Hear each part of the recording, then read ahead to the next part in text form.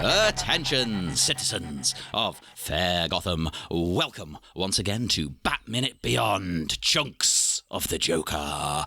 The show that has basically been through the same treatment that Tim Drake has at this point. I feel like him. I relate to what's going on here.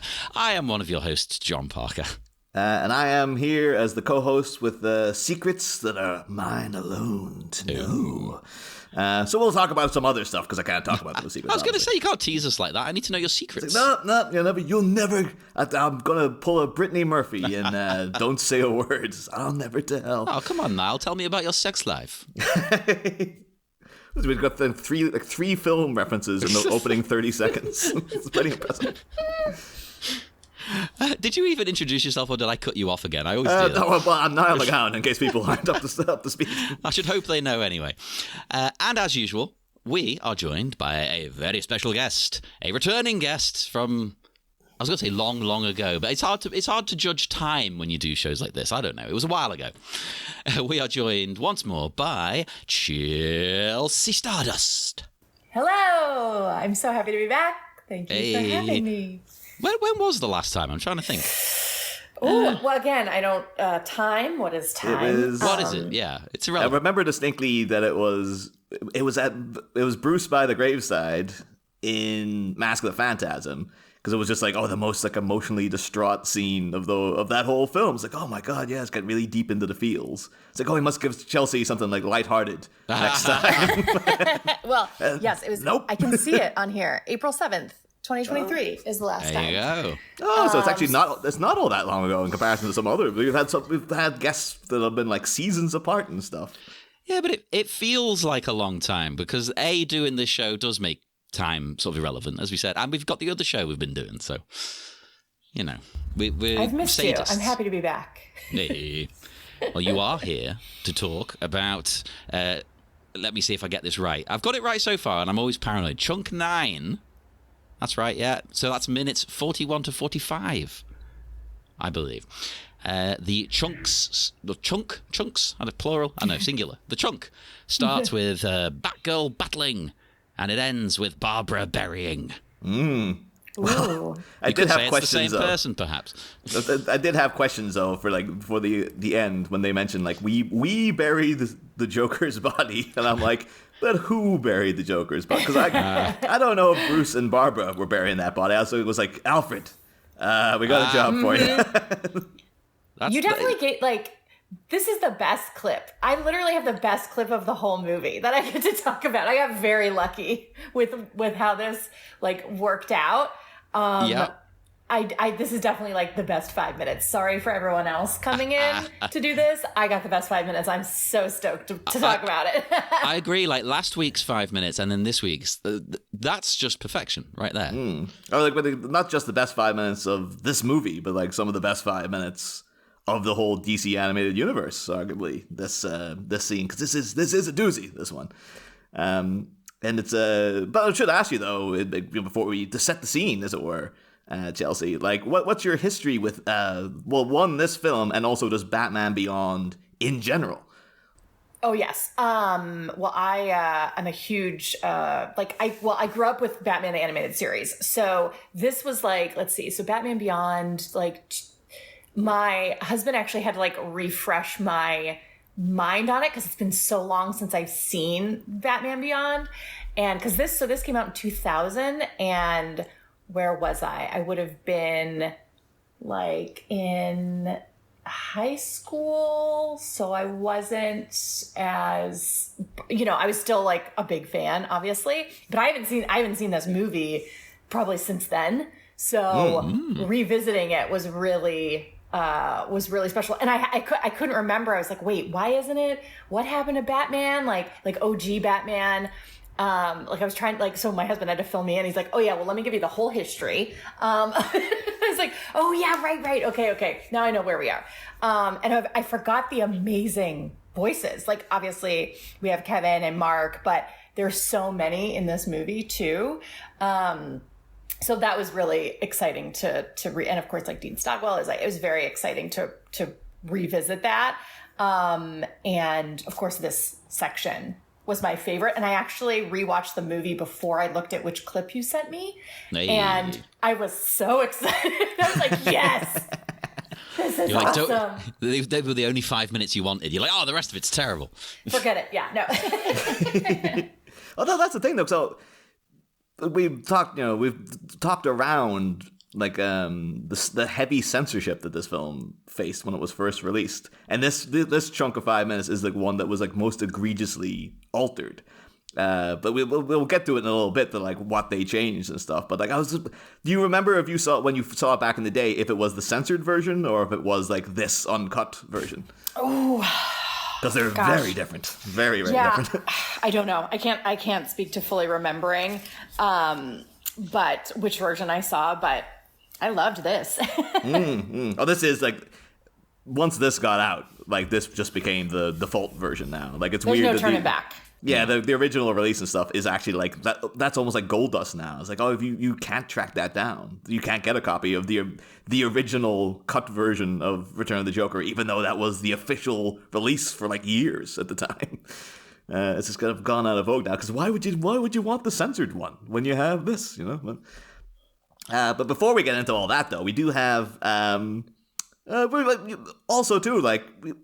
In our show's entire history, we've only really got to talk about, like, on the main feed, Harley Quinn, like, in the previous chunk, and now this chunk, and then I guess she shows up again later on, actually. But well, in fact, have we even really done a lot of bonus episodes about her? We haven't, have we? Not really, no. We're doing now because of the 89 Comics brought in the Madonna version of Harley in that current run. So we're talking about her a bit more over there. And later this year, obviously, when Joker 2 comes out, we'll obviously be reviewing that, and we'll be getting into Harley in a big bad way in that way. Well, it's a very different Harley, though, clearly. That's the thing, though. This version of Harley, the things that she says and does in these opening lines, is so different to like what the character has become now. This is almost like antithetical to what Harley is these days. But like. But Chelsea, are you a big Harley fan? Like, or yeah. Oh yeah, Harley, Poison Ivy, but like all the women. I love all the women in the Batman universe in general. But of course, I'm always here for Harley Quinn, and also anytime I get Poison Ivy or even Batgirl, I was like very excited about that. I had totally forgotten about that in the movie. Yeah. So to see them together, like it's so rare that I think you get to see, it's always them against Batman, but to see the women kind of having this moment together, and obviously we're going to get into it, but kind of like a big moment for, what I'm calling the Last Crusade clip of that. I thought was amazing. I was like, whoa, this is great. Like this, oh my God, I just love this. There's so much in these 5 minutes. I'm so excited to talk about it. I'm glad you bring up Harley straight away, because I was a bit like, as someone who's not as familiar with the animated stuff, I was interested in where are we in the sort of journey of the character of Harley Quinn, because one of the opening lines here is, how could you help Joker do it, Harley? So I was thinking about how, at this point in time, how has she been portrayed? Because there are very different Harleys through different time periods, The guy just always took that line to mean like how, like, you've been helping the Joker for years, but this is particularly heinous. Yeah, like how could you be okay with this, Because it's a kid. Yeah, it's a kid. Yeah. It's sort of like, it's like next level of cruelty, and they're completely up his life. Yeah. Well, is this like, controversial? In a big way. Is this controversial of me? I'll sort of defend her, right? I'm not defending. That kid had it coming. He had it coming. He was a jerk. Well, he was a bit of a jerk. But no, because I actually, throughout these minutes, I actually felt quite sorry for her. Because from her dialogue and stuff, it sounds like Harley genuinely wants them to be a happy family. Like, she's oblivious to the fact, this ain't gonna work, girl. But it seems to be she genuinely is like, no, we're gonna be a family now. Then that falls very within what the original remit of Harley Quinn was, as the character was portrayed back then. All the stuff she's saying, too, of just like, so what? He roughed the kid up a little, but I can make it right and stuff. Yeah. It's basically just a variation of saying, I can fix him. Like, her relationship with the Joker, through the classic mad love story, always was that, like, it's a tragedy because she's obviously an intelligent, she's a psychiatrist. She's an intelligent woman who's just so smitten by this guy, and she's just in a abusive relationship cycle, where no matter what he does, no matter how badly he treats her, she'll always come back to him, which is a thing that happens in real life. For the Joker to do this and then back up, like, how can you be okay with this? Just to have Harley's level of delusion been like, no, like, this is, it's not that bad. Like, well, clearly it's bad. Like, and then to be like, but I'll make everything okay. It's just like, she's just telling herself this because she wants to have this thing. Yeah. Well, actually, that's the point. Do you think, because this happens in real life as well, sadly, do you think she is like, if we have a kid, then, Joker will have to start treating me better as well. Like, it'll be nicer. It'll bring us together. Yeah, probably. I would imagine so, yeah. Because she's aware that he's bad for it, Yeah, and I think it's sort of like there's no world where Harley Quinn and Joker are going to have a baby in the world they exist in. Like, there's no world where that's going to happen, and nor would, I think deep in her subconscious, she knows she could never raise a kid with Joker. Like, as much as she loves him, that is not a reality, whether she wants it or not. But he's already like, even though Robin is a kid, he's like helping Batman. He's like already fully formed in that sense. And so it's sort of, there's the idea of legacy, because it's like, okay, maybe like JJ, quote unquote, can be our Harley Quinn and Joker's legacy because they don't have kids. So it's like, what happens when we're not here anymore? JJ can carry on our deeds. But because there's just no world where she could ever have children, whether she wants them or not. Absolutely, yeah. So this is the chance to do that. But I do think deep in her subconscious, she's like, yeah, this isn't great, but this is what I'm doing because maybe this will like fix things or help us. Like the solution of sometimes when people are like, hey, our couples are like, our relationship's falling apart. We should do is have a kid. Too many people do that. Yeah. Like, no, it's never, listen, it's not going to help anybody. It's not going to bring you together. It's not going to work. Only have the kid if the two of you want to have the kid. Actually want to have it. It's very selfish, I think. It is. For these situations. Absolutely. In my mind, though, as well, like, I totally believe, like, 100% agree that Harley, in her mind, is thinking all this. In reality, as the viewer, I would say what would actually happen then if Joker successfully had Tim kill Batman here is within 10 minutes, he'd be like, well, I'm done. And he would just walk out. And then he'd be just like, I just did that to the kid to get to him. And then 1,000%. He's got no intention of raising the kid. No. Yeah. And Harley'd be like, but this is our son now. And he'd be like, what? No, that was just a joke. Like, that was. Did you take all that seriously? No. That was just the best with Batman. Because again, his whole thing is, I said last week that, like, having a kid, you kind of want it to be like a little bit of the two people in the couple. But this is entirely Joker's focus is like, I've made him into me, and my focus is not me and Harley having this kid. It's me and Batman now have this kid. It's our relationship. It's like I took your child and I turned him into me. Like, not me and Harley. 100%. I turned him into me specifically. It's like a couple when they've had this kid to bring them together and it doesn't work and they break up and they're fighting over the kid. Yeah. But I do think the Joker would be like, unless like Harley managed to like reverse psychology him in some way, he would be like, take the kid. I don't care about the kid at all. So. Oh, absolutely. In fact, he's probably planning after all this is, if the plan, goes as he wants, we'll dispose of him when we don't need him anymore. Mm-hmm. Yeah. It was like, go take him out to the woods and just let him go. Yeah. Just like let him run off into a stream or something and see what happens. Because he won't need him anymore once he's got to Batman. Yeah, that's definitely Joker's agenda. Like, how do I hurt? What is the way to hurt Batman the most? This is how we go through. Like, we do this to Tim, to Robin. Like, this is what we do. Yeah, and the minute that's over, he's like, okay, dispose of the kid. Like the different attitudes on it are so fascinating to me. It's great, isn't it? Although, there's me defending sort of Harley. But, she is about to brain Batgirl's head in with a rock. Yeah. And then bazooka her. Right. So maybe she's not so innocent herself. I'll say as well, though, that, like, the development of Harley Quinn as a character over the years, though, I can't imagine them doing something like this with her. So much so that, like... Oh, yeah. They did do Batman animated series continuation comics in recent years. It was called The Adventures Continue, and it was written by Alan Burnett and Paul Dini and all those guys. And they went, and you have to remember, those issues are set before this happens. And in that, they dealt with the whole Jason Todd thing. And so they had a series of issues where Red Hood showed back up, and they had to go into the backstory, like, well, what happened to Jason Todd? And in that story, it's a very similar setup, because, of course, the Joker and Harley abduct Jason Todd, and Joker nearly beats him to death with a crowbar, and then the building blows up, and, Jason Todd disappears, and he's outraged because Batman was trying to save the Joker when the building was blowing up. And he's like, but just let him die, look what he did to me and stuff. But in those issues, because Harley's come such a long way, and, like, in that, that's all in a flashback, the Jason Todd sequence. In the current timeline, she and Poison Ivy are together because that's what everyone wants. And, like, they're doing, like, they have really cute things. Like, they're putting on a Christmas party for all the villains, and she's got the quinora up because Harley's Jewish and stuff.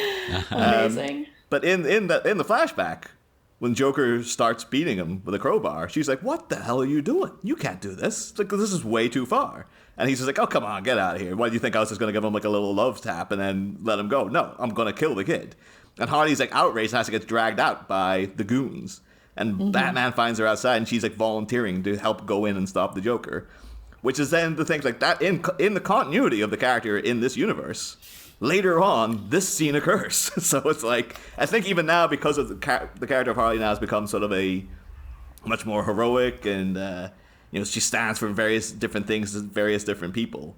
They had to sort of, like, adapt that into their own work. So, whereas this would be the original version of what Harley was meant to be, just like a tragic woman stuck in a spiral of abuse. Now they had to, and it just sort of messes with their own continuity because they can't just have her be the way that she always was because the character has just evolved beyond that now. So yeah, very, very different to this. I think we're on the precipice too, because I'm really, really curious what they're going to do with the lady. Like, this will date this episode quite a bit because it's coming out, this year. But whatever they're going to do with Lady Gaga as Harley is she going to be the one? It could be that she'll be the one calling the shots, but you can't tell with that because the Joaquin Phoenix Joker never felt like the Joker to me. So it's just like, I don't know what this film is going to be like, and then what's that going to morph? Because people, even though I didn't like that version of the Joker, because I was like, well, that's not the Joker. It's but a good that's the performance. point that it's not. It's a different one. Yeah. But then people are like, oh yeah, he's like the best. That's like, oh, it's like Heath Ledger and Joaquin Phoenix. And I'm like, no. Oh boy. So, oh boy. Do you have a disagreement, Chelsea? Are you a huge Joaquin stan? I have a lot of strong feelings about the new Joker. Not the one that's coming out, but the one that is out, the Joaquin Phoenix one. I actually just rewatched all the Christopher Nolan Batmans all in a row, and God, that Heath Ledger performance is just amazing. I think my biggest issue isn't necessarily the movie; it's what that character has come to symbolize in a certain demographic of men. Yeah. And so it's sort of like, that sort of scares me a little bit. And so like people not really understanding, I think like this is something that's I've seen happen with other movies like Fight Club and Scarface and things like that. Well, like, even American Psycho, people seem to like him in that, don't they? This is like... American Psycho though, I have like that's a different thing for me, only because it's through the lens of a woman telling that, like directing that, even though the book is written by a man, that it's a woman telling that story. Oh, don't tell the people who are like the men we're talking about. If you tell them that a woman directs it, they'll be furious. They'll lose their minds. But like that, also Patrick Bateman's like a total goober in that movie too, even though he's like really hot. But the new Joker, it's sort of like with the movies that there was, I just think people are kind of, sometimes they misunderstand satire and they misunderstand. So the wrong the kind of people are attracted to that and what that movie is saying, and there's like an entitlement and all. That is a whole TED Talk I will save for another time. But I'm curious to see. I mean, the trailer is I like the trailer for the new one that's coming out. I like Lady Gaga. I'm curious to see what they're gonna do with it, and if she's gonna be sort of just as much or more of an agent of chaos than him. So we'll see. I'm someone who always wants to watch something before I judge it, no matter what the talk is around it. But we shall see. But I have a lot of strong feelings about it. See, I'm a Lady Gaga fan, so I'm excited. But looking at it, even though there's not a lot of hints, I think she's the driving force, as in Harley, because the Joker in that he's. It feels to me like he's going to be manipulated. I think that seems to be. I've seen several people say that, and then some people have the interpretation that it's going to be like, yeah, she's the villain, and that's how they're going to still try to appeal to like the incel crowd. I hope they just crap on the incel crowd completely. Yeah, you'd hope so. After like what happened the last time. The last time, exactly. But also, I'm here for like a female villain too, because we rarely kind of get those. It's all like that in general. So if she wants to sort of take over, I think that it might be the way that things are going, because they did that podcast series recently too. The drama, like the acted out series with Christina Ricci was Harley, and that was all like, yeah, she wasn't like an innocent, doe-eyed, naive victim getting strung along by the jokes. Like, no, she was manipulating him as well. She was using him to get what she wanted.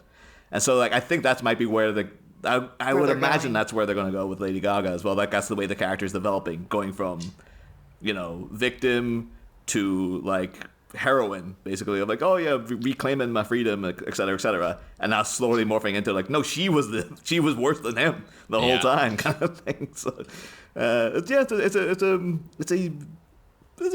exciting development to see where they're going with this character. Because it's weird, because it's in such a short amount of time, too, because she's still only like 30 years old, Harley Quinn. Like, she's a very, very recent character, too. So I love the way in the world of comic books and stuff, 30 years, that's new.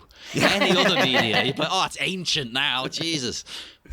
Oh. Yeah. But I love, like, so something rare for the clip we're talking about is, like, to see two women in this universe have an interaction that's just the two of them. Yeah. Like, Batman's elsewhere with Joker, and it's Batgirl and Harley, as opposed to like Catwoman and Harley, or like Poison Ivy and Harley, and that's are quote unquote good and evil, to having this sort of discussion together, and then of course Harley like starting the grenade launcher or whatever it's like coming that's the at thing. Not only does she fire that, she almost hits the goddamn kid. Oh yeah. Doesn't care. Some mother. Yeah, Mother of the Year. I think she would afterward be like, oh no, like she would really be devastated if she did hit him. But I think that Harley is also like, she is classically like a klutz as well. Like, I think that's why the reason people love her so much is you watch those old episodes that really made it popular, like Harley's Holiday and stuff. And her whole thing is that she's Judy Holliday. She's like a crazy Katharine Hepburn-esque sort of like just things are just falling around her and stuff. Like she's just like a. There's a cuteness to her as well. I relate. I'm not saying I'm cute, but this is my life, is the fumbling me. It's weird though as well, because this is of course Arlene Sorkin voicing Harley. Yeah. And then she's up with Batgirl played by Tara Strong, and Tara Strong is now like the default Harley to a lot of people. So it's weird to have Tara Strong there against like the OG Harley, where we've mentioned on the show before, like Tara Strong. This is get a bit into her as a performer, because this is our last chance. She's not in any Chunkz after this. Aww. She has said in the past that like she's always a little offended when when Kaylee Cuoco got to do the voice of Harley on her own show. She's like, well, why wasn't that me? Like I am Harley. I've played that part more than anybody else. I mean this with all respect, though. Does she still sound the same, though? Because she does. She does. That's good, because then I mean you've got like The Simpsons. No, it's not that level. Yeah. Oh boy, they sound different. Mr. Burns has started sounding different now. Yeah. Oh no. Yeah, they've really gone off the boil over there. Jeez Louise. Although I have to ask though, Chelsea, because obviously you yourself are a filmmaker, and of course you worked on Blumhouse for so many years on many productions and stuff. Like Tara Strong is in so many things. She has, to her credit on IMDb, 658 credits. And I was genuinely wanting to check, like, did you ever work with her? Because she is in everything, so I wanted to make sure that you hadn't before we got into it or something. I don't think so. I worked on a shit ton of stuff, though. So in terms of, like, my own personal things, no. But, like, she's in so much. She's in so much. And the thing is, like, because I was listening amazing. she's an incredible woman too. Like, just to see her, because she's just so prolific, and then she's so into the fan community too. Like, she will show up at cons dressed as Harley in like the Arkham Asylum video game and stuff. Like, she's just really into that. She loves that part so much, and she's so gracious and engaging with people. But then in interviews, like, yeah, she's a great interview because she's very forthright. She says things that sometimes it might come across as almost like borderline egotistical, but she's also just being realistic because, like, she'd just be like, can you believe that I still have to audition for things? Like, me, I have to audition for things. But it's like, I'm in everything. Why the hell am I having to audition and stuff? But she has said also that, like, because she's in so many things, her agent has to, when they go in, you know, for new animated series and stuff, like, they'll be like, oh, we want new blood, we want to mix things up, Tara's in everything, so we're not interested in that. Who else do you have? And her agent will give them a reel with a different name on it. And say it's like, you know, Clara Week or something like that. That's amazing. And then they'll listen to a few and they'll go like, oh, we really like this one. Cast whoever that is. And then the agent will be like, that's Tara Strong. Got you, suckers. Yeah. Got you. Yeah. Oh my God, amazing. And so she obviously knows what she's worth because she's just like, well, why am I having to, you know, I'm good. Like, I am. I'm clearly one of the best that you got. And, you know, she's got so many iconic roles because she's still Raven in Teen Titans. Whatever iteration you see. She was Bubbles, of course, in the Powerpuff Girls, which I think was where I first caught on to her. Rainbow Sparkle in the new My Little Pony. My Little Pony. Yeah, she was, but even going back to, like, in the 90s, like, Extreme Ghostbusters, the reboot, she was the goth girl, Kylie. Like, that. Oh, like, really? I didn't know that, actually, genuinely. Oh, wow. wow. She's played, like, loads, and, like, she's played, like, so many, she's obviously in Marvel now, because she's Miss Minutes on Loki. And she's played, like, everybody in DC. She's done, like, obviously Harley, Lois Lane, Cheetah, Batgirl. She played Superman at one point. That's awesome. Because they needed, like, a young Superman, so they're like, oh, I'll get Tara to do it and stuff. But she started off way back in the day. Legacy character. Yeah. But she started, Timmy Turner, that was a big one, too, for people of a certain generation. Fairly Odd Parents. That's all Tara Strong. I saw bits of that. I think it was... I'm a bit too old for it, but I would see it on TV, you know. Yeah. I don't know, I think I was getting a little bit too old at the time, but I did catch, like, a fair bit of it. And I was like, oh, it seemed good. It seemed like one of those chaotic... Like, if I was the right age, it would have been my favourite show. Yeah. And then a couple of years later, checking in, it's like, oh, it's still going, and people really love it. So, yeah. But yeah, then apparently she got her start on a thing called TNT with Mr. T. Oh, my God. Hell yeah. Back when she was a kid in the 80s. I love this because it was apparently immediately after, like, the fall of the A-Team. The A-Team had been cancelled. And then Mr. T's new show, of course, had an opening voiceover. And the opening voiceover went, T.S. Turner was a city-smart kid fighting his way off the street until he was framed for a crime he didn't commit. Amy Taylor was a young crusading lawyer. She mounted an appeal to put Turner back on the street. This time in a suit and tie, working as a private detective. Together, they are TNT. And I just love that it's still just him playing basically B.A. Baracus, and he's still been framed for a crime he didn't commit. You can't change the formula too much. It's like, we know he can play that. That's what we know he can do. Okay, new podcast coming soon. I keep threatening to do Hulk Hogan's Thunder in Paradise. I think we should do this instead. I think this might have lasted, like, fewer episodes than Thunder in Paradise. Even better then. We can get it. We can knock it out over a weekend. Fine. Yeah. But then she also, obviously was a teenager. She went out to L.A. Apparently she arrived in L.A. in the middle of an earthquake, which was, I guess, sort of like an omen, maybe. She had to mix things up, baby. And she was the earthquake that the industry needed. And she was cast very young, at like 13 or something, in a Hello Kitty cartoon as Hello Kitty. There she met Cree Summer, who they said stayed fast friend. Cree Summer, of course, done many voiceovers herself, including Max in Batman Beyond. One of the main characters of Batman Beyond, never mentioned in this film, is Max. And then then spent several years like going through the Hollywood doldrums where like you just couldn't get work. Nobody knew who she was. Nobody cared. And apparently then she was literally like 2 eviction notices on the door, flat out broke. And that same casting agent who cast her in Hello Kitty came to her like 7 years later or something. It was like, we're making this show Gadget Boy and Heather. Would you like to be Heather? And she was just like, yes, I would love to be Heather. And then soon after, Gadget Boy and Heather was just Inspector Gadget, but he's a little boy. And you're I have seen this then. Okay, yeah. Yeah, and you're like, this Inspector Gadget like a RoboCop thing where like he was killed and then brought back as like a cyborg? Like, what happened to this kid? That's pretty dark. The kid was killed. I guess so. He got blown up by a bazooka.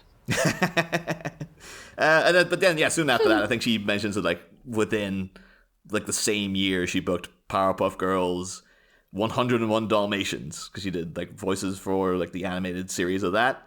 And then like there's something I think and Batgirl, because she's the 3rd Batgirl of the BTAS universe. The Melissa Gilbert originally voiced her, who's of course the I think she's the little girl from Little House on the Prairie, right? Melissa Gilbert. Okay. Oh, yeah. And she's also the half-sister of Sarah Gilbert, who, of course, featured in the film Poison Ivy, which was covered by this very podcast. I think it might be our most listened to episode. I believe so. Or it's one of them. Oh. Yeah. And then apparently they wanted a younger-sounding voice, so they cast Mary Kay Bergman, who we also talked about in another one of our episodes on Scooby-Doo on Zombie Island. Oh, on Zombie Island, yeah. And because she was the voice of Daphne. And, of course, like, I won't get into it here because it's a very tragic story, but Mary Kay Bergman did not... She tragically passed. And you could hear all the details over in that episode. I love the way you turned it into a plug. Well, I mean, it's a long but very sad story, I'll tell you that. I know Tara Strong from Beetlejuice, like the Beetlejuice animated. Oh, yeah. Was she Lydia in that, or was she just like a rando? No, she's Claire. She's like the blonde girl in it. Like she did like, I think she was on it from like the beginning. And I mean, it was only on for like 2 years, but I love that cartoon. I'm like a big fan. And I know her, and I think Rugrats too. I think she voiced on that. She was Dill. She was Dill. Yeah. So I'll say then, like, Cree Sumner is obviously because she's Susie in Rugrats. Every time I hear her voice, it's like, oh, it's Susie from Rugrats. And then you're like, a couple of seasons in, I guess, they're like, oh yeah, we've added Dill, and I'm like, yep, that was Tara Strong. And then it just erupts from there, where she's just now in everything, everywhere. It's amazing. All at once. Even like when they brought back Samurai Jack, she was Ashi. Like an amazing final season of Samurai Jack she did. Tara Strong was one of the main features of that as well. So it's like, she literally does everything. She voices John Parker on this podcast. I'm very curious though within the chunk here, because Harley's sneaking up behind Batgirl with this big rock. Gonna pull a Killer Croc, of course, from the Almost Got Him episode of like, I threw a rock at him. And then Robin whistles. And I wonder if there's a little bit of Tim still in there, because Harley could have got her with that rock.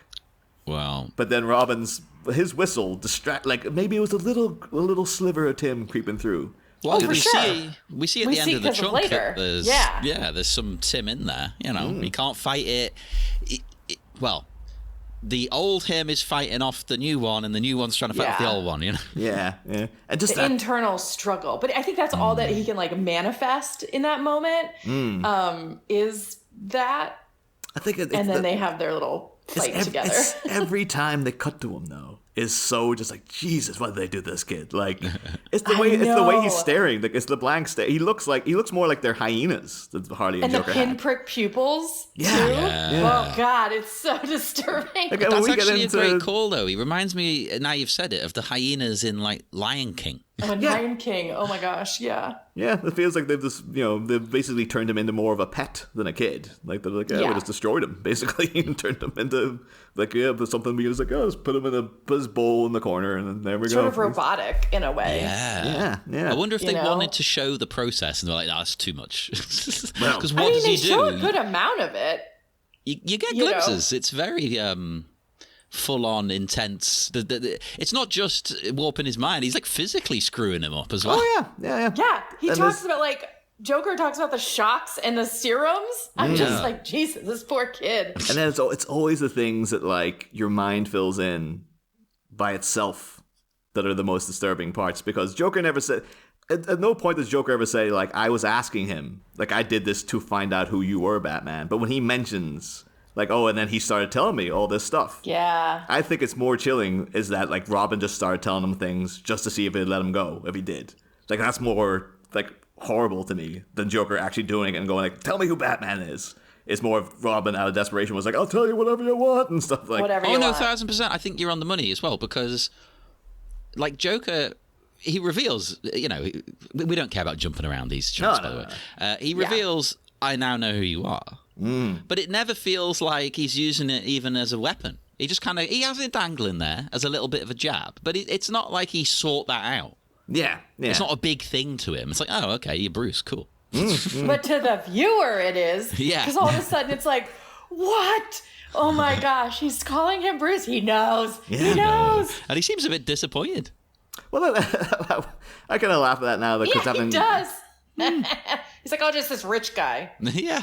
But in BTAS continuity too, like the episode with Hugo Strange, like the strange case of Hugo Strange, or whatever they call it. Hugo Strange, they kind of based a lot of Batman Forever on that episode, and in that episode, Hugo Strange finds out that Bruce Wayne's Batman, and he gets like Penguin, Joker, Two-Face. I think it's just the three of them together to be like, whoever the highest bidder, I'll reveal the identity, and they just all pool their cash together. And then eventually he's just like, it's Bruce Wayne. And like Harvey's just like, no, get out of here. And then Bruce does saying somewhere like it makes it look like Hugo Strange was lying, but like Two-Face's initial reaction is like, no, I know Bruce Wayne. If he's Batman, then I'm the King of England. And Joker's just like, I'm gonna use your head as a bowling ball. Like, I can't believe you try to con us with Bruce Wayne as Batman. So I wonder then when he found out, he was like, oh my god. Oh, it turns out I actually knew who he was the whole time. God damn it. No, again, though, I actually think he cares so little, at least in this sort of story. He cares so little, I don't think he would give a damn. He'd be like, oh, right. I think that this is, again, very... Because there's a real... Joker's whole thing in this is like he has a real air of finality to it. Like, this is I've orchestrated this to be the end of our adventures. The final battle. Yeah. Whereas usually, like, the Joker's whole thing is like, it's beautifully encapsulated at the end of The Dark Knight, which is why I was so frustrated that they had it like, oh yeah, after that, Batman retired for like 8 years, and then he had one more adventure, and then he gave it up. Because the end of The Dark Knight has, the Joker going like, oh, you and I are destined to do this forever. And throughout that whole film, he has the whole kind of vibe, like, I don't really... Well, at one point, he has the opportunity to find out who Batman is with Coleman Reese. And then he's just like, if that guy tells people who Batman is, I'm going to blow up a hospital. Like, because I don't want him ruining everything for me. And that's kind of like the Joker's MO at large now. It's like, he never wants to know who Batman is. And comics, certain comic continuity... He does know who Batman is, and he doesn't care. Because he's like, well, that's just going to ruin the joke. Like, it's going to ruin the mystery, yeah. It's not part of what makes it fun to him. Yeah. So this Joker is it's a little different in that he's just like, no, it's not like, oh, well, this great relationship we have together. It's just like, no, I hate this guy. I really want to get under his skin, and now I'm going to kill him. And that's going to be the end of that. That's, as long as I got my laugh, then that's all I care about. No, well, I love his line, like, after the Joker has shown Batman the footage of Robin turning into, like, little Joker to JJ, if you don't like the movie, I've got slides. And I was like, if kids were to watch that today, they'd have no idea what that means.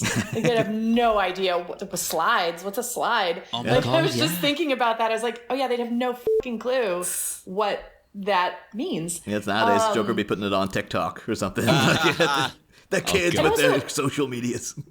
Yeah, but also in this little chunk, in these 5 minutes, we see basically like what we were talking about earlier with the fight between Batgirl and Harley Quinn. Also, I love, it's very subtle, but when Batgirl is like descending onto Harley, when she has like the grenade launcher, or her shadow is the bat sign, which I absolutely loved. I was like, that's great. But in this episode, obviously like Batgirl tries to save Harley Quinn, and then she like falls to her death but both her and the Joker like die in this episode, which is in this 5 minutes, not episode, in this movie, in this 5-minute chunk, supposedly. Obviously, like, Harley just falls to her death. I mean, you assume she's dying because they don't, she's not mentioned again.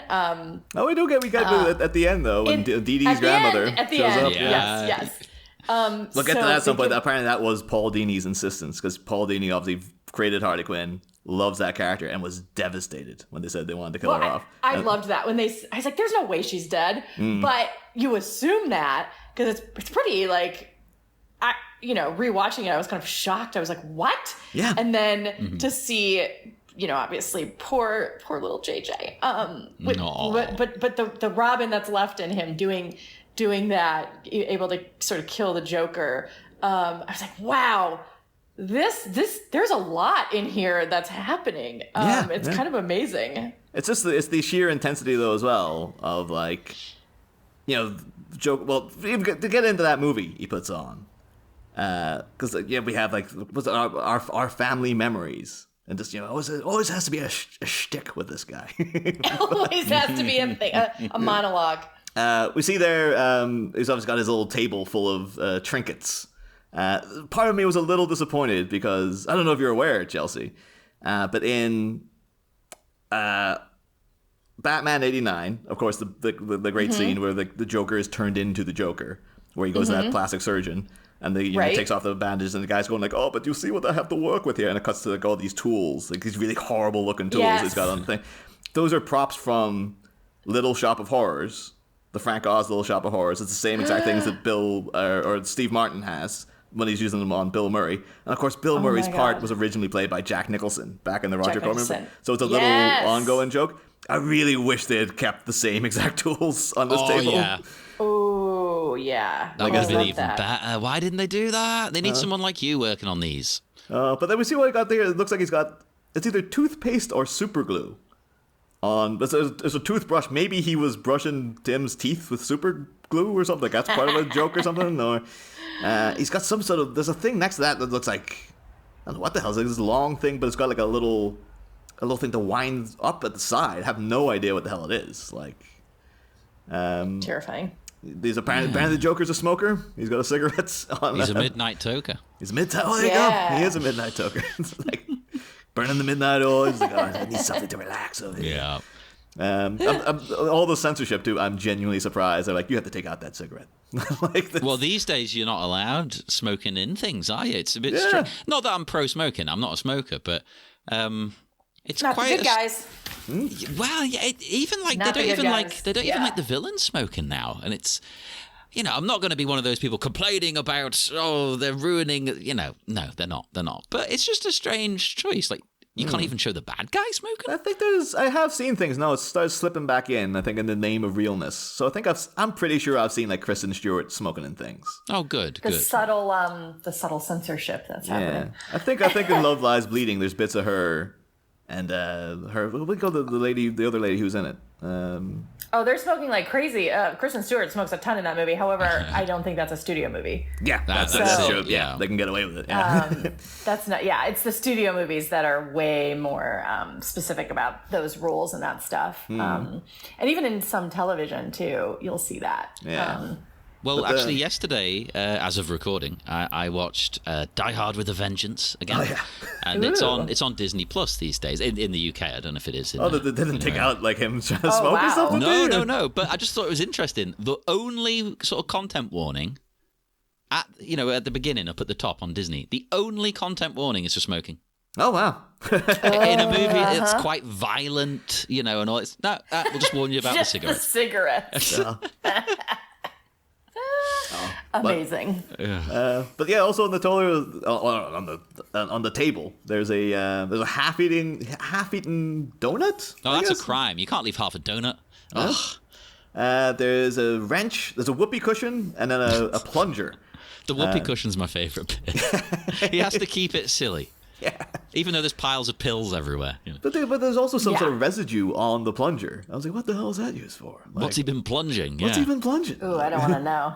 And there's a glove next to it as well, so he's been getting in deep, This would be like him and Harley's private time or something. It'd be like, This has always loved that little detail in Fight Club when Brad Pitt opens the door and him and Oh my god, with the glove. yeah, he just like him and Helena Bonham Carter like Marla. Did you know that was almost cut? Did you know that? Really? Yeah, the studio exec, she was so appalled by that because of in her mind because you don't see anything, like you're just assuming what's happening.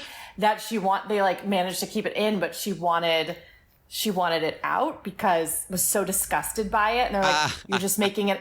You're not even seeing anything." Well, that's it. Yeah, I would say to her, because what's going on in your mind? Yeah, you're assuming certain things here that aren't happening. Yeah, it's just a glove. It always is a glove. And if people are into that kind of thing, they're consenting adults. Leave them alone. Oh yeah. That's right. It's always in the aftermath of like when Edward Norton just realizes like, oh, he was Tyler Durden the whole time and stuff. I wonder if he ever like years later was just like, what was I doing in that room? Like I was clearly there. Like, can I go back to like hypnosis and just discover what that was? Like, don't tempt them now. They'll do a sequel somehow. I mean, Chuck Palahniuk's already written too. So.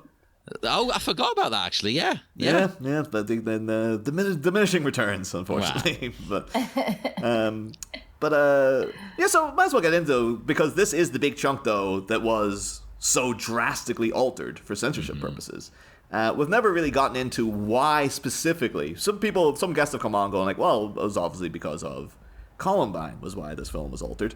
And I can reveal now that apparently is not actually the case at all. At all, because I thought maybe it played a factor. No. It seems the whole Columbine thing is just like that's just internet scuttlebutt. People have tried to track it down to when that was first mentioned, and it was just on like a Toon Zone web forum. There's no official word from anybody involved in the film. The Columbine had to do anything. They did do an episode of Batman Beyond responding to Columbine called The Last Resort, and that was so heavily censored that it was just like the point of it was completely lost by the end. But no, what happened was they went and they made this film. Everyone's very, very, very proud of it. They show it then to like the Warner Brothers video people, like the guys who are like they're putting it out in home video, and the WB kids, the TV execs and whatnot, and everybody loves it. Everybody, like all the Warner, they're coming up going, "You guys are geniuses! You've done it again. We can't really get this thing out in stores and stuff," except. Apparently, an unnamed exec from WB Kids had stormed out of the screening and was so upset about what was going on and was just like, I thought you were supposed to make a film that we could screen on our channel. And then he said, because obviously Batman Beyond's been shown on WB Kids. And this unnamed exec just went, unless you drastically change this film, we will never show this film on WB Kids, and we will do nothing to promote it, which is basically a death sentence. Yeah. And so then they had to go and like drastically like bringing people back in to redub sections of lines. They've cut scenes so badly. Like one of the things that changed, the scenes passed, and I forgot to mention it, but like they had the that line like, "Oh, what a brave new world with such putzes in it." They changed that to "what yutzes in it," and like the putz turns to yutz. It's like what's the difference there? Like what the hell are you talking about? What's wrong with saying putz? I don't know what the deal was with that. I don't know if like because I know they're both Yiddish phrases. Maybe if you know the lingo, putz is way worse than yutz or something. But like it just didn't translate at all. Like to me. So well, it's like I watch, obviously listeners know I watch a lot of wrestling, and there's an English guy on AEW at the minute, and he can get away with saying any English swear word he wants. They don't beep it. They don't care because it's English. Because they just think, oh, he's being funny, calling people toss pots and things like that. He can say anything. It's still always like the way that landed in. It doesn't age well now though with like Josh Whedon's reputation, but like getting Mewling Quim into the Avengers was really like I remember people in the cinema going like, Jesus, you can't say that in a family film. Even I was like, oh no. I was really like, how did they get that one passed? But probably because it's like, the censors didn't know what it meant probably. So to be fair to this exec though that you're mentioning, I'm not for censorship, but if their mission was to provide a movie to show on the kids channel, they failed. Yeah, to be fair, he probably was right to be upset because it's like, we can't show this to children. It's not for kids. It's clearly not for children. And I'm all for kids watching scary things. You know, I watched horrific things, but the thing is, I probably shouldn't have been watching them. Really. Oh yeah. But did no one read a script before it was put together? No, that's what one of Bruce Timm's big beefs is that he's they had to bend over backwards then to try to fix the film. And he was just like, if they were sent script pages, if they had said to me then, I would have changed something. Yeah. But now we have to, and of course, and this has been the big scene. I don't know if you, either of you folks, remember what the edited version of the Joker's death is. But basically, they can't show Tim shooting him in the chest. So what they did do was, in that moment, Tim throws the gun aside, runs over the Joker, and pushes him. And the Joker falls back into these sort of canisters filled with water, and it spills all over him. And he goes like, "Why, you little," and goes to grab Tim, slips on the puddle, grabs a lever, that lever goes down, and then he somehow gets electrocuted to death. That's pretty cool, to be fair. It's not actually all that bad a death. It's just if I didn't know that this is what they had planned instead, I would have been like, oh, that's a perfectly fine way to do that, I guess, yeah. But now knowing the actual scene itself though is so much more powerful because it is such a literal gut punch in several ways, and it's so well animated, that sequence of yeah. It's the look on Tim's face though. It's the seeing the conflict and he's going through what Darth Vader did. Mark Hamill been there for that as well, but. It's seeing but that's not funny. That's not funny. When she says that, it's so good. And then just so deliver the punchline again with Star Wars. Mark Hamill getting ahead of Sheev Palpatine with his "do it." It's a good line, that. Yeah, I wrote that down, actually. Very Palpatine. Because it's the delivery of a bunch of stuff he says in this whole section, actually. Mm-hmm. There's a line where he says, "You have lost, Batman. Robin is mine. The last sound you'll hear will be our laughter." And I just thought that's like when Palpatine goes, "Your fleet is lost. And your friends on the Endor moon will not survive." When Robin throws away the gun, he's like, "So be it. Hero." Yeah, exactly. I think it's deliberate. They know what they're doing. Oh yeah. There's stuff coming up in the next chunk too. Yeah. I'm pretty certain it's directly referencing Luke's hand at the end of Empire Strikes Back and stuff. It's they got some very this is a film made by nerds. Of course they're putting this stuff in. Of course. Yeah. But yeah. I should ask though, Chelsea, though, because censorship obviously it's a thing that most people sort of disagree with in many ways. Again, as John was saying there, you can understand that guy's just doing his job, I guess, to be look, we can't show that to kids. It's crazy. You can't get away with that. But then everyone else will be like, "Oh, come on, man, you're dumping on our parade."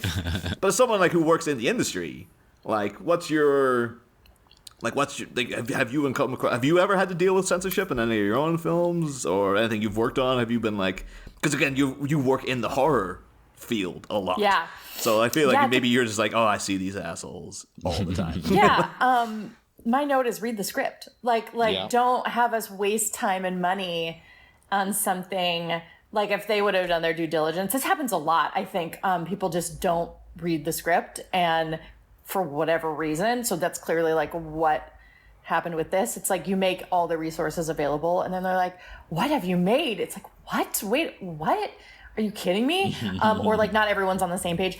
I have only encountered it not in again, because the people I was working with read the script. But my second movie is unrated because we didn't go through ratings boards. And then the first movie, it's sort of whatever, if there's any specific mandates, some companies just have, we were saying about the smoking, some companies just have specific mandates. I remember meeting with a company. I haven't made anything with this company, but they had very specific stories that you could or couldn't tell, and how villains had to be portrayed and things like that. There's some companies have really specific mandates, but for the most part, I haven't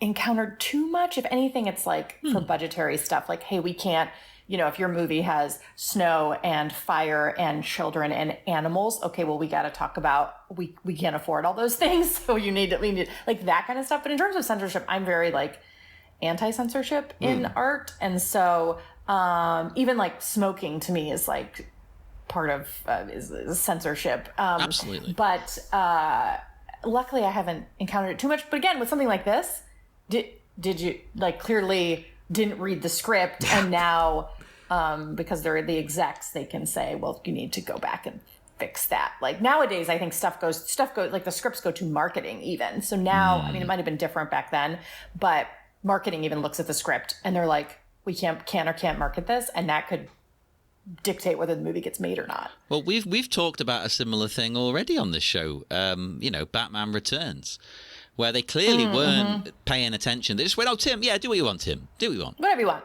And then they saw it and were like, "What the hell is this?" Yeah. Yeah. It but it's just kind of like it's a communication thing. So if not everyone is making the same movie, that will happen. But I hate the after the fact stuff. Yeah. And you hear about this with movies all the time, like also the MPAA, like you hear, obviously there's reasons director's cuts exist. And the MPAA coming in and saying, or they won't even like, hey, this stuff needs to be fixed. Or take these things out and we'll give you this rating or that rating. And it's really wild what you can show, what you can't show. Obviously sex is censored way more in this country than violence, which is really, we love our guns, but we can't talk about sex in schools. You can't teach safe sex. Abstinence. So weird. This country's really twisted with that stuff. We'll show really violent content and have video games, but we're not going to educate people on sex and sexuality. It's real up. That's one good thing about England. We don't seem to care. It's different there. There's not a lot of good stuff about being here, but that's one. And also your cops don't carry guns. So that we just live in a culture of violence. So that's unfortunately, people care more about their Second Amendment rights than they do about, making sure safe sex is taught in schools and, things like that. It's really twisted. But it's different everywhere. And that's some of the censorship stuff too. So it's really the whole MPAA. There's a great documentary about that called This Movie's Not Yet Rated. That is all about the MPAA and what they censor, what they don't censor. It's really fascinating if you want to learn more about that and censorship in film. I'm watching that. Yeah. Yeah. Anyways, going off on my censorship tangent, but I'm sure I will have more of that. And I've encountered it like in scripts, just people's personal preferences, taking things out, stuff I got to fight for to keep in, whether it's like queer representation, things like that. That, sometimes I have to fight to keep that in because representation matters. And we're just not at a place where you aren't fighting for that stuff. Yeah. Yeah, it's really fascinating. But something like this, I'm like, these execs didn't read the script. Like, what? The thing is, though, the capper of the story is, so obviously they go back in, they change so many little details. Like, in the last chunk, we had the two people who looked like they were prostitutes, basically, that the Batgirl was talking to. They definitely were implied to be. Yeah. And obviously, they Warner Brothers kids fault that too. Get those replaced. You can't have those two characters there.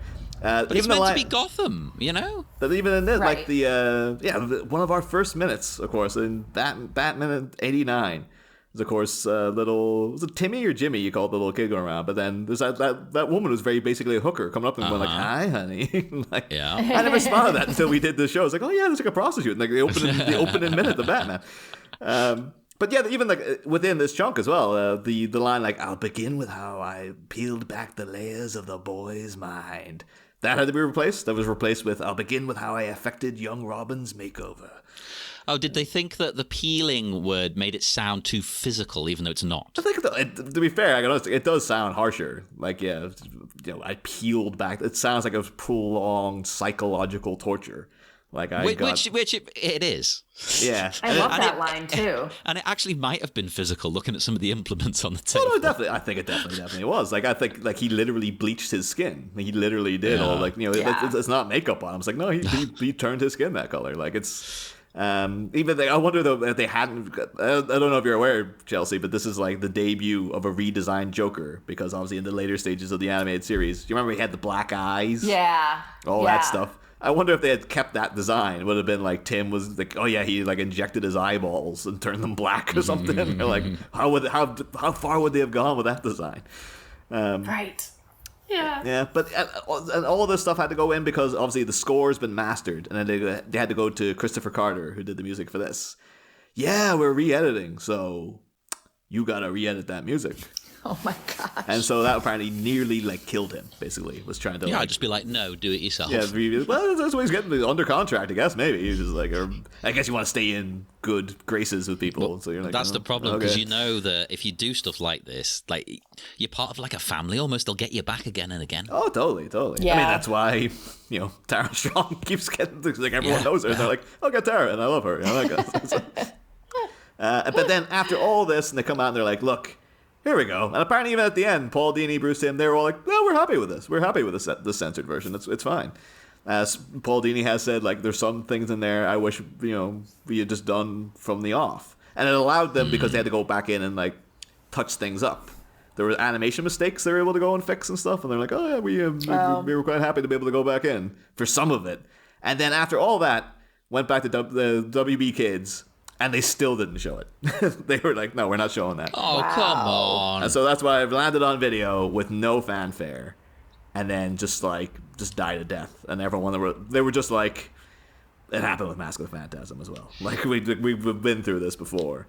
And it was just then, through the early stages of the internet, ain't it cool news, of course. Oh, God, when they were actually, like, respected. When they were a big when they were a big deal.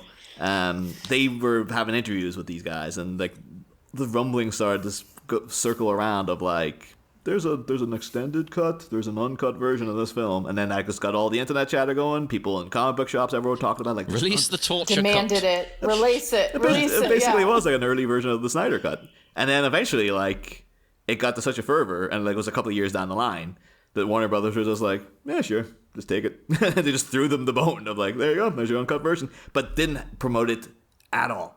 So it was just like, if you were in the know, you knew that came out. But there's no advertising for it. There was no. No, of course not. They didn't re-release that. What do you call that guy, John? We had to talk about a couple of weeks ago. The screamo band they had in with the big weird hair. Oh, Static X. Static X. I don't know if you're aware, Chelsea. Static X had a spin-off single for this movie. Static X, amazing. They are so good. I loved them. I guarantee if I listened to them now, I'll be like, what the hell's this? But I don't care. They were great back then. Yeah. But yeah, it just got me thinking about that, because like some of the weird censorship things in cinema in general, like it came out recently, the thing about Fight Club again in China. The ending of Fight Club was cut in China, and I was just like, I wonder if you can get that on YouTube. And it's even better when you see what they did, because it's like Ed Norton shoots himself in the mouth.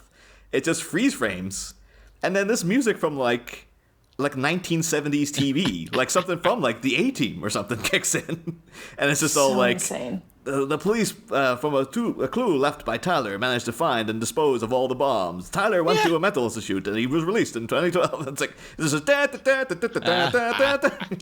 whoa. That's so brutal. Yeah. It's so like as a filmmaker to hear that, but of course that's other countries. Censorship. So it makes you be like, you know what?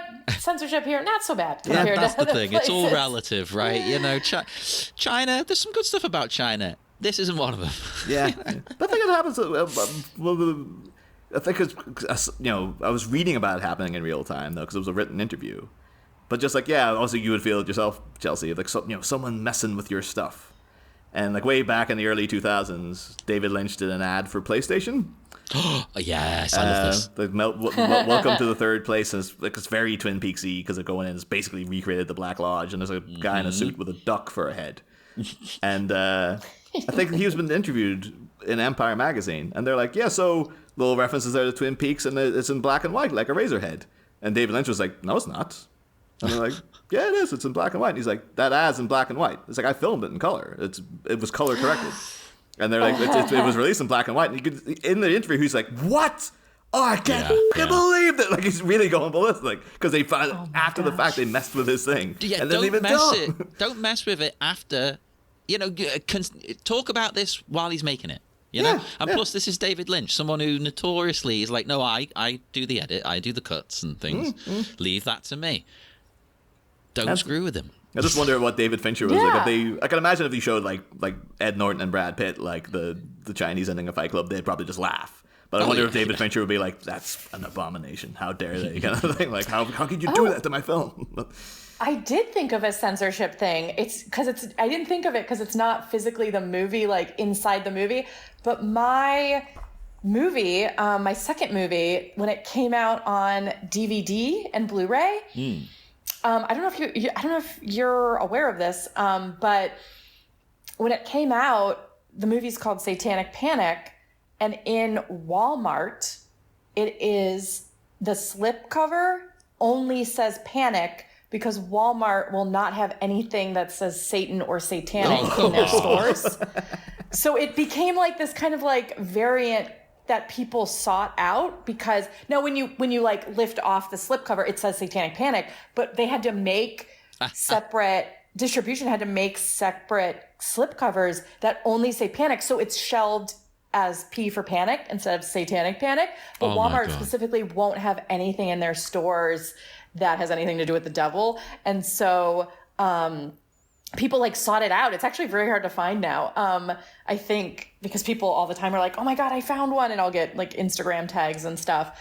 But I have a couple of them, but that is an example of something got censored. I actually thought it was funny. I was like, this is amazing. God, this country lives in so much fear of like that kind of stuff. I was like, oh my God, who cares if it's called Satanic Panic? That's wild. Isn't that crazy? It's you know what? I'm not recording this at home, but when I am, I'll take a picture and send it to you on Instagram because you should see it's wild. But I just remembered that. That is an example of censorship that I have dealt with. I think I have that with seeing something that just says Panic would mess me up more than seeing something that says, because Satanic Panic I can kind of register, but then if you just see a thing that just says Panic, you're like, it's an instruction. It's like, should I? It's like, I've already got like an anxiety disorder. I don't need this in my day-to-day life. Come on. Oh my gosh. Oh, yeah. Jesus. Anyways, had to share that. Yeah. And speaking, not quite Panic, but I really felt like at the end of this clip when after Joker gets shot and then poor little little Robin has his like maniacal laughing and then starts crying. Oh, and then it has the like Angie Harmon like voiceover kicks in, and obviously like the clip that's kind of like a carryover into the next clip, but or the next chunk. And oh my God, it kind of like breaks my heart. Because he's in there and they're like comforting him, and Batgirl's there and Batman's there, and then they talk about like, oh, we buried Joker beneath Arkham, and then the only person that knew was my dad, and obviously that takes us into the next chunk. But oh my gosh, this kid is never going to be okay. No. But in that moment, this poor little broken Robin, it's just like, poor Tim.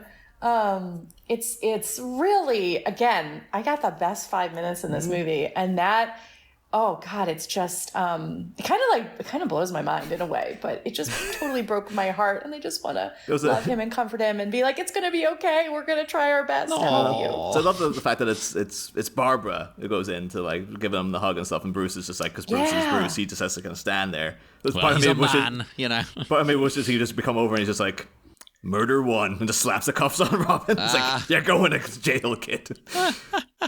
Oh, but also Kevin, that reminded me, because you were saying about Batgirl, Kevin Conroy's delivery of right before Tim it looks like he's gonna shoot Batman, but he switches to when he says Tim, how he delivers like pleading, like, Tim, are you in there? Yeah. That is some great fucking voice acting. Just that one line. There's a reason he's like so well known. It's so subtle, like, isn't it? Like the difference in his voice. Subtle. It's great. Yeah. Well, even when it's like so good. His delivery of like, I'll break you in two. It's like, I'll break you in two. It's so like, it's not anger, but it's beyond anger. Like it's beyond. Yeah, it's just like you've never done anything this bad before. I'm going to break you into like it's kind of it's a different tone for his Batman. He's never been that intense before. But there, I do have a note though on the because obviously earlier in the film we talked a little bit about Matthew Valencia, who does the voice of Robin in the show. Not in this scene. He voiced him earlier in the film.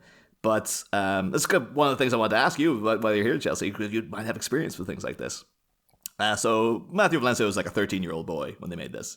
And they brought him in and they're like, okay, so we have to have the scene where you're going to, like, you go from maniacal laughter into hysterical sobbing.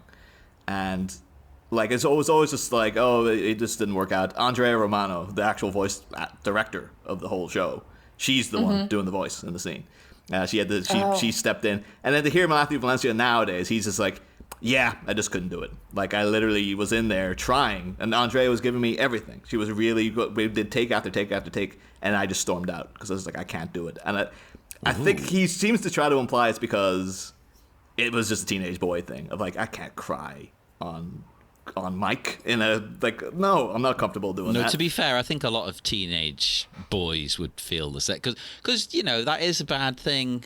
With masculinity, you're told not to cry, even in this day and age. He said apparently because now he just works as like much like Tim Drake. He's just like doing some standard, he's just doing a standard job. He works for like a city council or something now, and he's just like, but yeah, some days he's in his car. He'll like, I can do it. Like I've done it in my car to myself. I'll do the laughter and the crying. It's like to prove it to himself. Yeah, he's just like, I really regret not doing it. But back then, as a teenager, it's just like, no, I'm not comfortable doing this. So he stormed out of the recording, and Andrea had to be like, well, leave it to a professional. But obviously, it's going to be this is the thing I meant to ask you last time.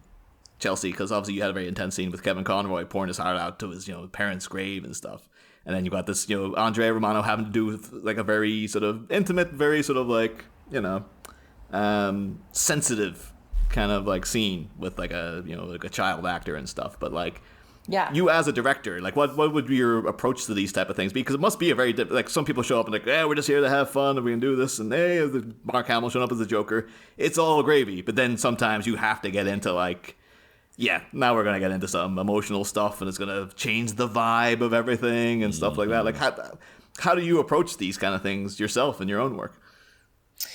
Well, for that specific, it's interesting because when you're saying, that the actor was a teenager, also I can absolutely believe that in terms of not wanting to do that, because also this was probably made, these movies take a minute to make, but like it came out in 2000, so that would have been 1999, which is also like Woodstock 99. There was a lot of really intense toxic masculinity happening in that time, because I grew up, like I was in 9th grade. I grew up around that. I experienced that as a woman. And so it's like to kind of see that absolutely makes sense. So I totally get what that actor's saying. Because at that point is like, you absolutely cannot show that. And luckily, like a lot of that conversation has changed now and, in the last, so many years.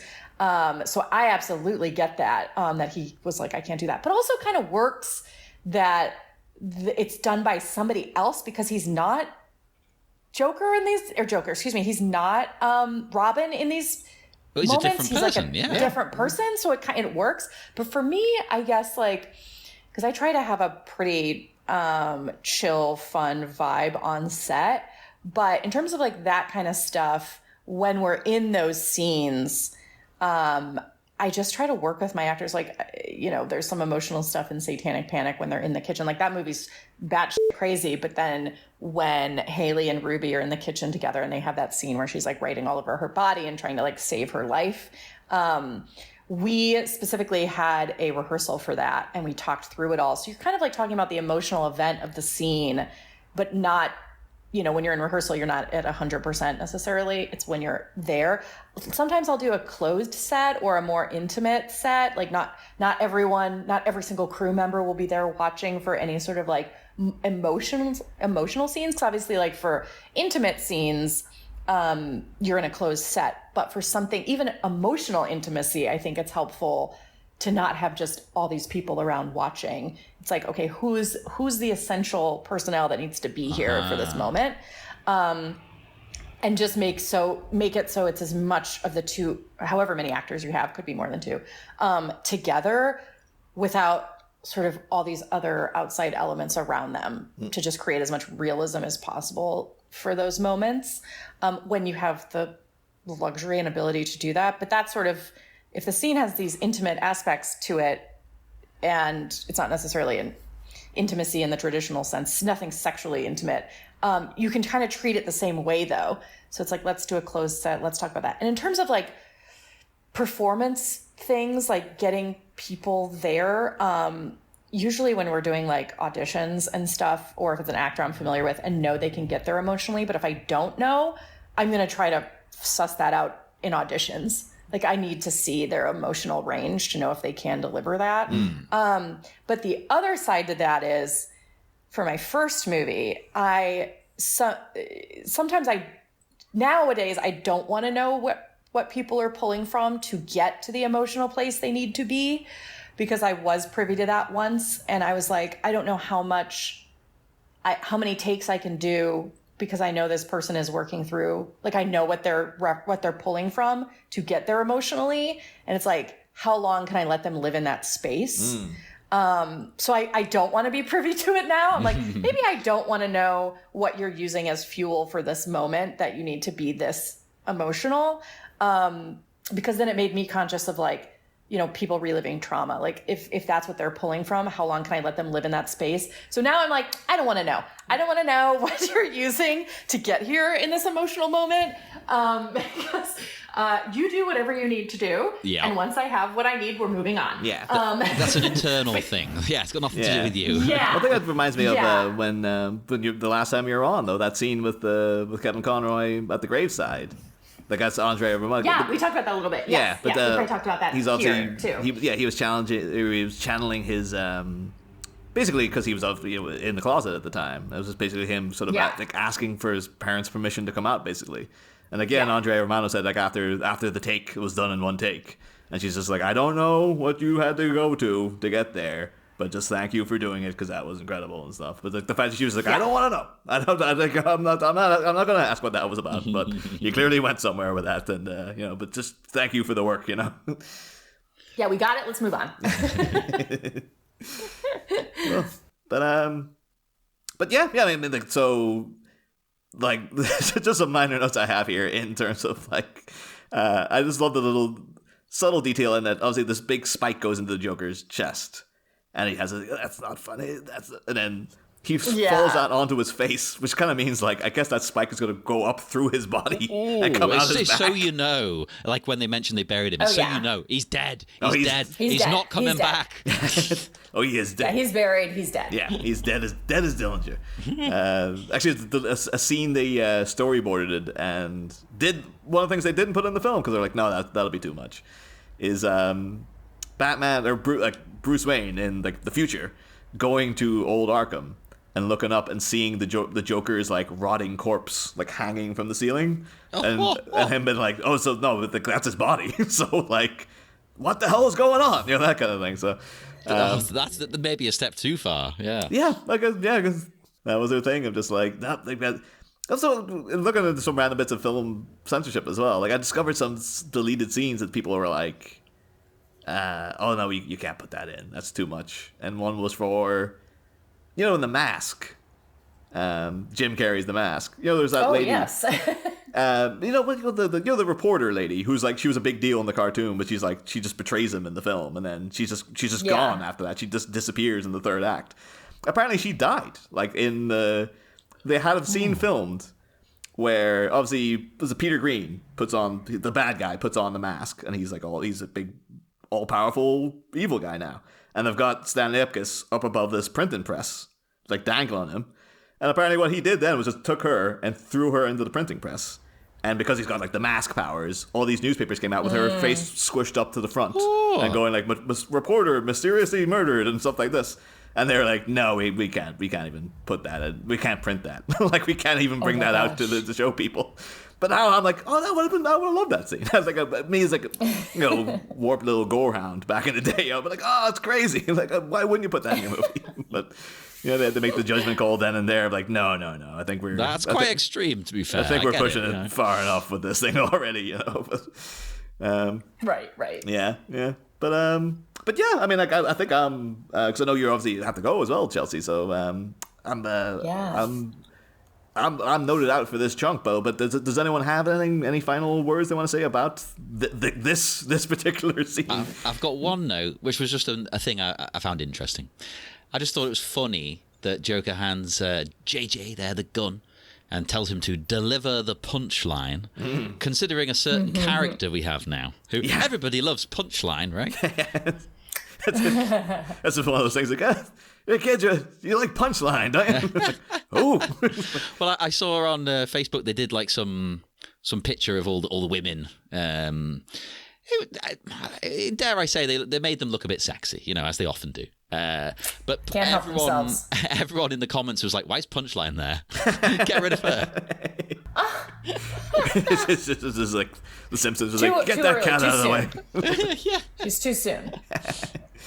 Well, I loved this clip. I'm so glad that this is like scheduling fell where I could do these. I'm so happy because when I revisited this movie and probably didn't see this version of it, I was like, wow, this is really treading in all sorts of territory that we don't necessarily see in the non-animated world of Batman. And there were so many things, this covered this, scenes with two incredibly awesome, strong women in this universe, and to see Batgirl and Harley, and then also to see Batman and Joker, and like also Robin, and then the reveal, like Harley Quinn's quote unquote dying, falling to her death, even though that's not the case at the end, and then also Joker realizing it's Bruce Wayne, oh, another rich guy, like great. But there was so much packed in these 5 minutes.